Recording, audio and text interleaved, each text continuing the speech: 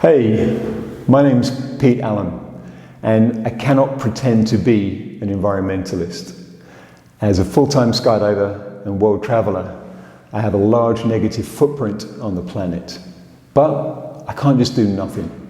So what I've done is I've teamed up with the Carroll Foundation, and over the coming weeks, we're going to be looking at forward-thinking individuals and companies from within and outside of our sport to see what kind of initiatives that these people have begun. And then we're going to be having a look at some of the low-hanging fruit that is still up for grabs.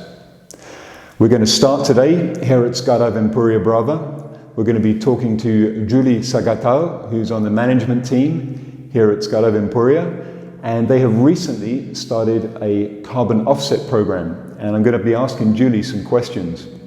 The two questions I'm going to be asking him is it a complex process for the drop zone to set up?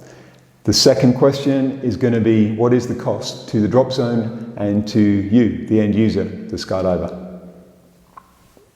Skydive Empuriabrava, since years, has been collaborating in many different projects or actions on social responsibility. Last year, the company decided to become more sustainable. We found out that the emissions of 1 year produced by all of our flights were about 1,000 tons of CO2. Then, together with our partners Carroll Foundation, we found a company in Germany called Climainvest that could provide us with a solution in order to erase this carbon footprint.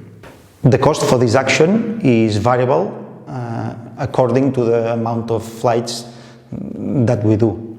But the estimation for this year, 2020, at the beginning of the year, it was to be above 5,000 euros. But obviously, this will be completely different because of the actual coronavirus crisis.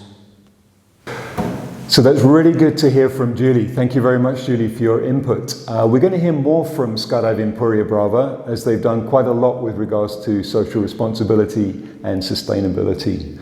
I did contact Climainvest and I asked them a couple of questions. I said, what does the money do? Where does this money go to? And they gave me an example. One of the projects, for example, was a country in the east had to build a power station. They had the choice between a coal-fired power station or a hydroelectric power station.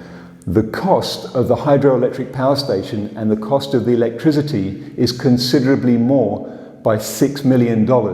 And so what Climainvest have done is they've taken some of the money from these carbon offset programs and used those as an investment to ensure the hydro plant gets built. All right, so that about wraps it up for today.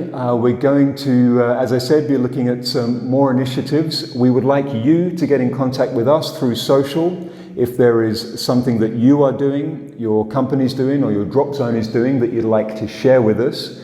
And in 2 weeks, we're going to be back with Jasper van der Meer, who's with Tora Tora. Thanks for listening.